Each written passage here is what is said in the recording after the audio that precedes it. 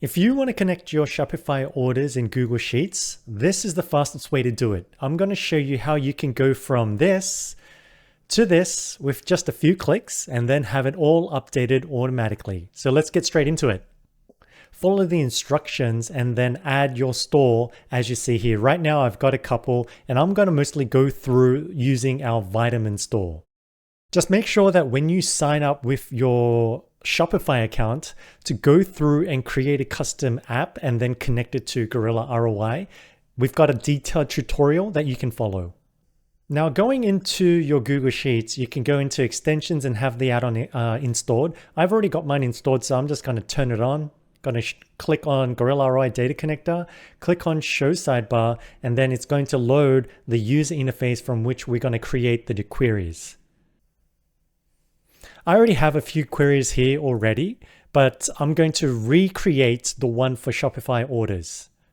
It's as simple as going to create new query and then select the account. So for this one, it's not Amazon, it's going to be the Shopify store. For the purpose of this demonstration, I'm going to select the vitamin store. For the period, let's say I type in something like last year. For the data set, we have all of these other APIs from Shopify, and the report that I want for this one to show you is orders. Now select the different metrics, the data points that you want. So I'm just going to select everything. And you can see that I'm just going sequentially down the list, just one by one. I can just finish the formula off here, but I'm going to filter it down so it reduces the number of results to say like 10,000. And I want to pull in all of the different product statuses. So even for the ones that I discontinued, and then I can close that. That's part of the advanced query builder. So by default, it's only going to show you these 5 different inputs. If you then enter or click on the advanced query builder, you'll be able to see this one where you can filter down and select and clean up the list. I'm going to save and create this query. Already in my tab that I've got labeled as Shopify orders, I'm going to enter it into cell A1. So I save this as Shopify data. I can rename this to whatever I want, but I'm just going to leave it. I'm going to save it.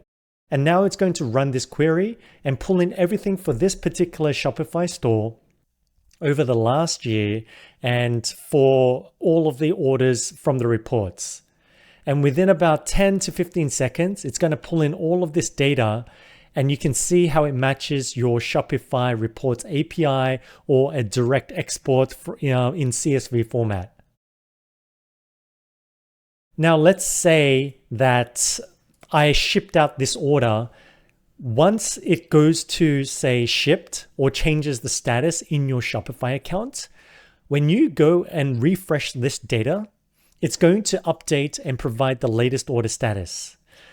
Right now, if I wanted to just manually refresh it, I can just click on this one because this is the formula that I created, the Shopify orders report.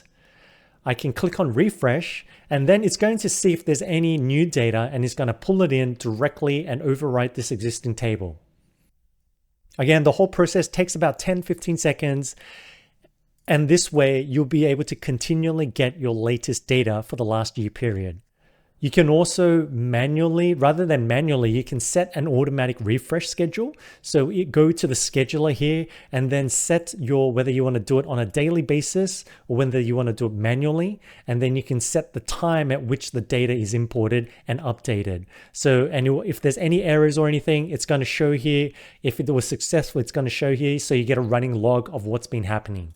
So that's how easy it is. Now, when you combine your orders report with, say, something like your refunds report or even a price or fulfillment report, then you'll be able to cross-check it and match your data and create a much more robust spreadsheet system for your Shopify orders and store directly within inside Google Sheets. So that's how easy it is. Check it out. And if you want to see any other videos on how we pull Shopify data, go to this link and then check out those videos.